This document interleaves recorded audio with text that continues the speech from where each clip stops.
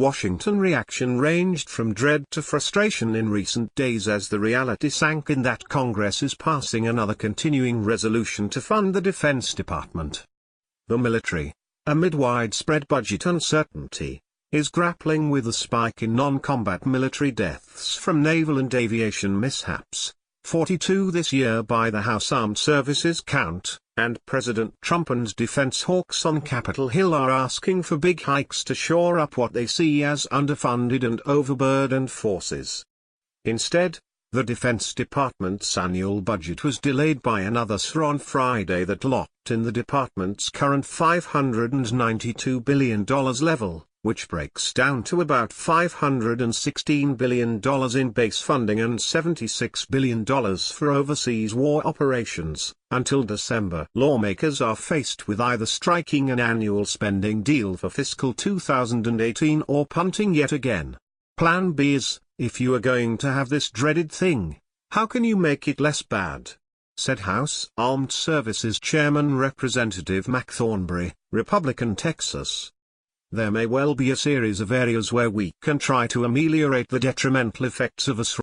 Talks were underway on the Hill for a potential backup plan that could still boost defense spending while lawmakers continue to toil on the 2018 budget.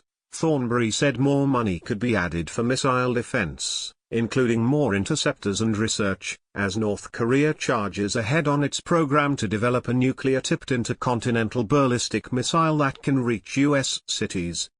Congress also blocked planned troop drawdowns last year, and more funding for military personnel may be immediately needed, he said. SRs are inherently inefficient. They say you spend the money on the same stuff you did last year regardless of what your needs are, he said. If you don't need to spend money on something, you've got to spend money on it anyway. If you need to spend money on something new, there are no new starts and so you can't spend money on that. Senator John McCain, while saying he supports funding relief efforts after Hurricanes Harvey and Irma, said he can't in good conscience support the funding if it means another SR. I have come to this floor many times to talk about the harmful effects of continuing resolutions on our military, the Arizona Republican said last week. Year after year, we have lurched from one short-term fix to another without doing the hard work of governing and budgeting. And year after year, I have reminded my colleagues that SRs are not only no way to fund the government, they inflict great harm upon those Americans we are constitutionally obliged to provide for, our men and women in uniform.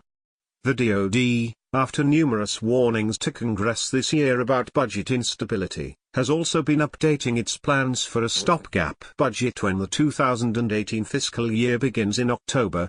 Defense Secretary Jim Mattis told Congress in June that years of budget instability partly due to SRs has degraded the forces and put the lives of troops at risk. In the 2 months after Mattis' warnings, the USS John S. McCain and USS Fitzgerald destroyers both collided with merchant ships in the Pacific in similar and apparently avoidable incidents that killed 17 sailors. Both incidents, which followed 2 other Navy mishaps in the region this year, are under investigation and triggered a House Armed Services hearing on Capitol Hill last week. All of these things can be taken as unique circumstances and one-offs, or you can take it and say, no, we have a systemic issue. Jerry Hendricks, Senior Fellow and the Director of the Defense Strategies and Assessments Program, Center for a New American Security. The Senate Armed Services Committee, which has warned billions of dollars could be lost if lawmakers punt on the defense budget, has requested Mattis provide a report on the potential effects of 3-month and 6 months. DoD spokesman Chris Sherwood said the department would not comment on sensitive correspondence with Congress. A stopgap budget is likely to tie Pentagon's hands financially and create an accounting headache, said Catherine Blakely, research fellow at the Center for Strategic and Budgetary Assessments. The Pentagon's proposed budget for 2018 focuses on bolstering the readiness of existing forces and not buying new types of weapons or starting programs, so-called new starts that are typically barred under a stopgap budget, Blakely said.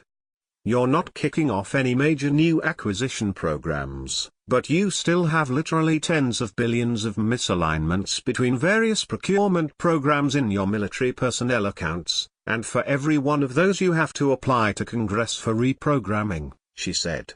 The programming mismatches will burden the DoD controller with writing dozens and dozens of reprogramming requests and also create a ripple effect that frustrates the defense industry, Blakely said. If you were expecting that your production rate would be X and instead it's like X minus 20%, that has an impact, Blakely said. Far from being unexpected, the stopgap budgets have become a fixture of the fall budgeting season in recent years and perennial headache for the defense industry. It's just for whatever reason Congress can't seem to get its act together and get the budget done on time, said Dan Storr, spokesman for the Aerospace Industries Association, a trade group that represents defense contractors.